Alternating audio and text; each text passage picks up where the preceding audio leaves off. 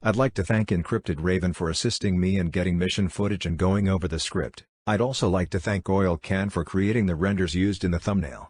Let's get into it. 2018 was an interesting year for Roblox.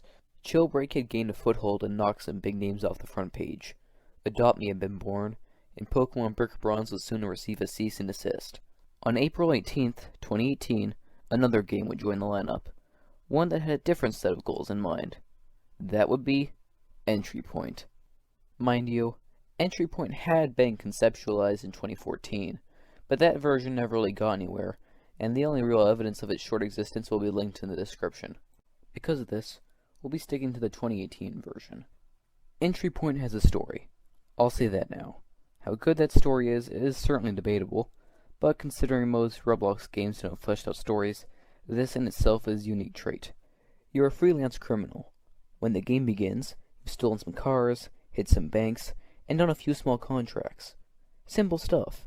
However, you have potential, and your antics attract a syndicate known as Halcyon. Halcyon has you pull a small operation for them before deciding to permanently hire you. They need all the help they can get in dealing with Jackdaw, a rogue Halcyon agent who turned his back on the syndicate and is bent on tearing it down. That's the basic premise, and I won't spoil it beyond that. Any gameplay footage is from the earlier parts of the game to prevent major spoilers.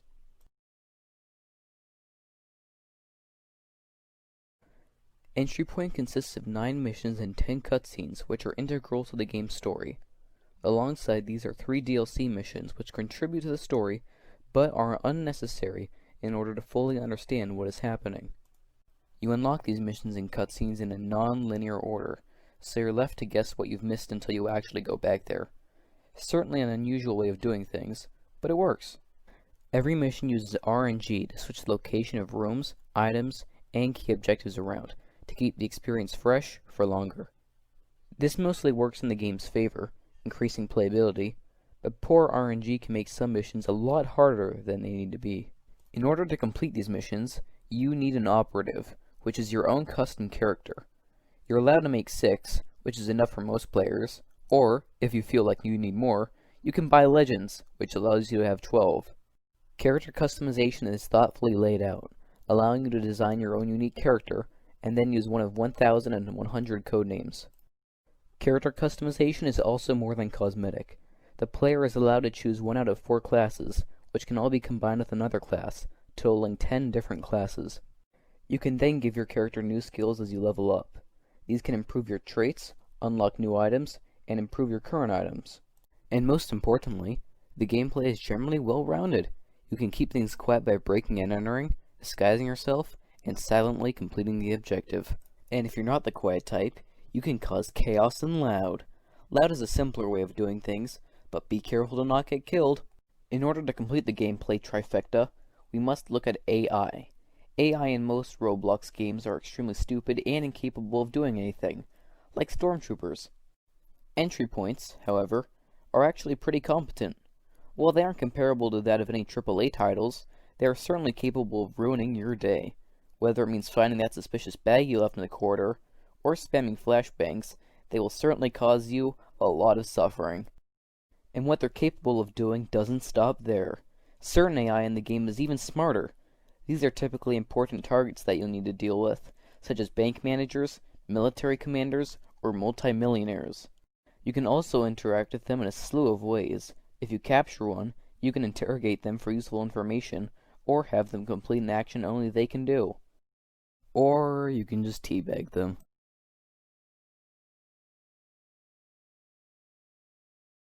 So we've gone over the story, we've gone over the gameplay, but there's still one more thing to go over. The look and feel of the game. Entry Point's graphics aren't awe-inspiring, but they aren't bland either. Props are located in the right spots, and the maps feel completed. This is done with good reason. When going over the gameplay, you probably realize it takes a fair amount of processing power. If the game were trying to render super detailed maps, then people on lower-end computers wouldn't be able to play. And while it isn't awe-inspiring, it is still immersive enough to make what you're doing feel all the more interesting. Convincing enemies have to have convincing animations, and for the most part, they do. However, I'm gonna be blunt and say that some things that could use animation don't, but this could probably be tracked back to optimization. However, what there is feels clean. Weapon animations are crisp and responsive, and the guns feel good to shoot. The true quality shines when you watch the cutscenes. Very few Roblox games have cutscenes, and Entry Point is the only complete game I know of to have cutscenes on the platform. For a game on Roblox to have full cinematic cutscenes is one thing. Having full cinematic cutscenes that have no real faults is another. Characters' faces change as they're speaking, which both looks good and is something that is quite uncommon within Roblox games. So, put simply, they're unlike anything else on Roblox, which is quite novel and unique.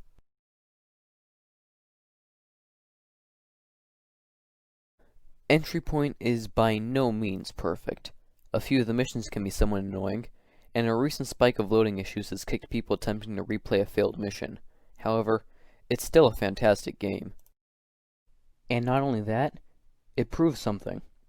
I've seen developers attempt to make some extremely complex games, only to become burned out or run out of money. Entry Point proved that, if properly executed, you can make a complex game that is able to be relatively successful. While not sitting on the throne of popularity, Entry Point often made its way onto the popular section, with a few thousand players. Maybe not jailbreak or adopt me numbers, but the game wasn't meant to appeal to those people. It was meant to appeal to an older audience. In Entry Point's community, I have seen people who came onto Roblox just to play the game. While this is certainly a minority, it is evidence of how good the Entry Point experience is. Sadly, Entry Point is no longer going to receive updates, nor will there be any sort of sequel. The developer, Shishato, has stated they no longer have the time that such massive projects require. As Roblox software continues to update and evolve, I find it likely that Entry Point will succumb to time as its scripts break down and its players leave. And there will be no fan-made remaster either, as Shishato would not appreciate clones or fan games. So try it. You can stop if you don't enjoy it, and if you do enjoy it, appreciate it while we have it. I'm Ticonite, and this was Spotlite.